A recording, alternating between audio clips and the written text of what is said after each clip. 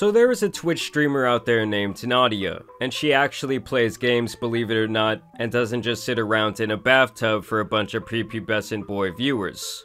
Well, not always. Either way, she's been streaming since 2021 and managed to gain a career mostly off of viral TikTok clips where she bragged about her ability to aim on Call of Duty. I'm gonna show you guys the key to have aim like mine. So first, you have to make sure you're on controller, and then you go to controller settings and make sure to put the aim response curve type to dynamic. Once you do that, people will start thinking you have aimbot like this.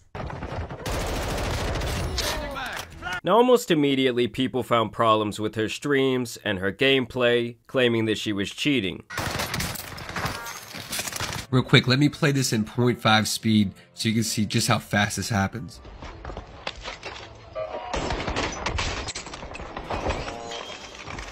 For the 10+ years I've been playing Call of Duty, that has not happened to me once. Some said she was straight up using an aimbot, others said she was using some sort of wall hacks. Either way, this is a big no-no in the competitive gaming scene, and instead of just addressing these rumors straight up and providing some sort of proof that she was indeed not cheating, she kind of played into the accusation, mocking these detractors in the process. I decided to turn off the aimbot for one day to see what I do, and I hit one of the nastiest clips you'll ever see. So maybe this clip right here will change your mind about me and show you why I am the best Warzone player, even without cheats.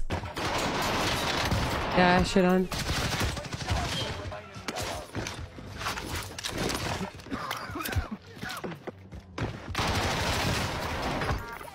Now, while it was never technically proven that she was indeed cheating, when she would go to these Call of Duty events where obviously you cannot bring the cheating software with you, she was pretty damn bad at the game compared to other people considered professional players.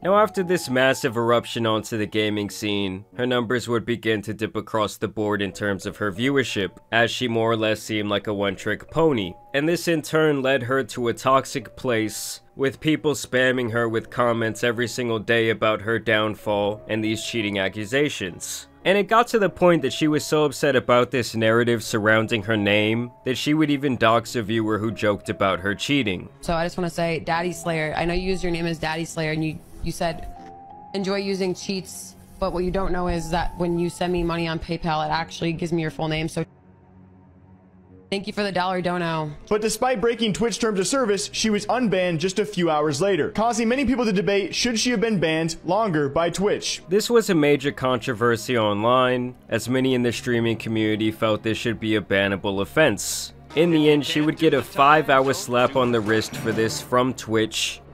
Okay, time's up.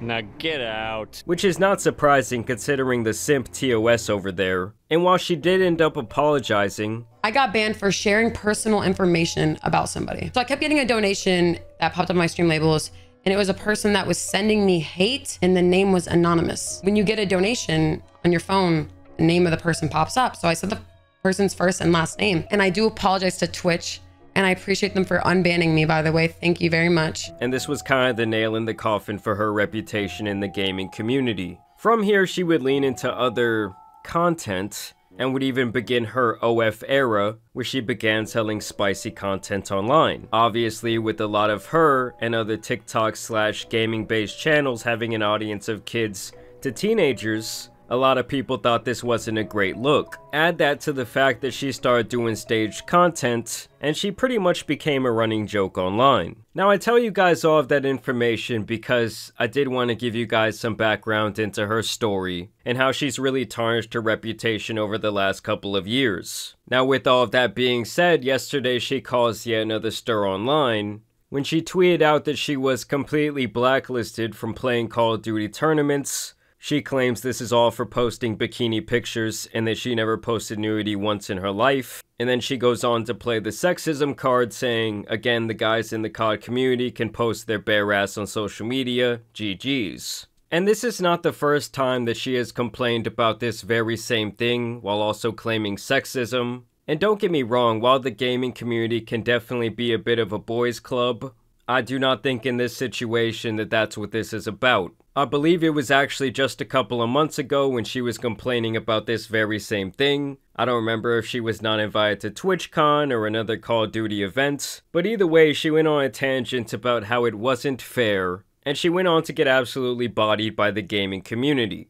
I mean, when you have cheating accusations, when you've doxed someone in the past, and on top of that, you're also selling intimate pictures of yourself, I can see why you would not be invited to these things.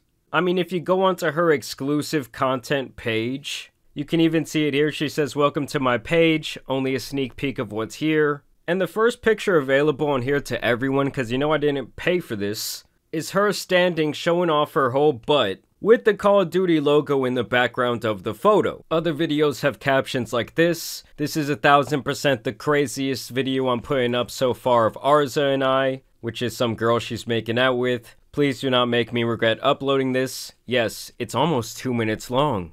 Lifting that top off and you can see it closer and clearer than ever before. I think these shorts are way too short on me from the other side. Too much showing. Took my skirt off on the bonus pic. Quality insane. I made sure to use flash for you. And to me, it's really one of those things where you cannot like have your cake and eat it too. And I can see why they would think that this woman is not a great representation for the Call of Duty brand. I promise you it's not some sexist thing. Like if Pokemon all of a sudden wanted to get involved with Call of Duty, they would literally be on their hands and knees kissing her feet. I mean, I would even argue that this chick Nadia only has a gaming career online because she is a woman. Either way, she continues to claim sexism, saying doing a $6,900 2v2 co-ed buy-in tournament, being banned won't stop me, come watch me win.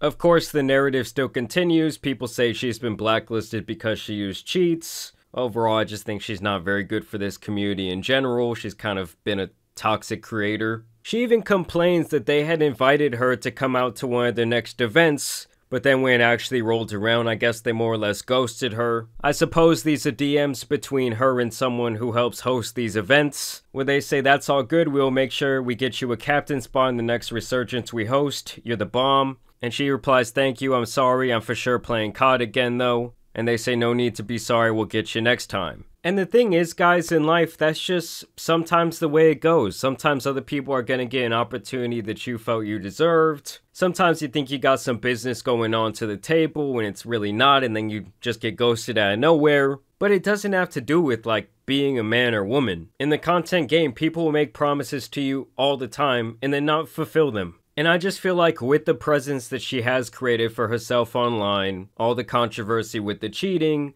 the controversy with the doxing, and of course all these other spicier things she's doing, because she's not just posting pictures in bikinis, guys. She's posting some softcore, I would say. And now she just wants to cry sexism at every turn.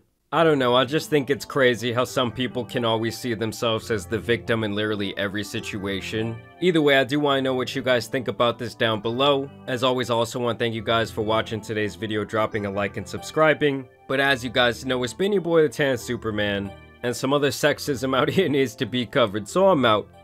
Peace!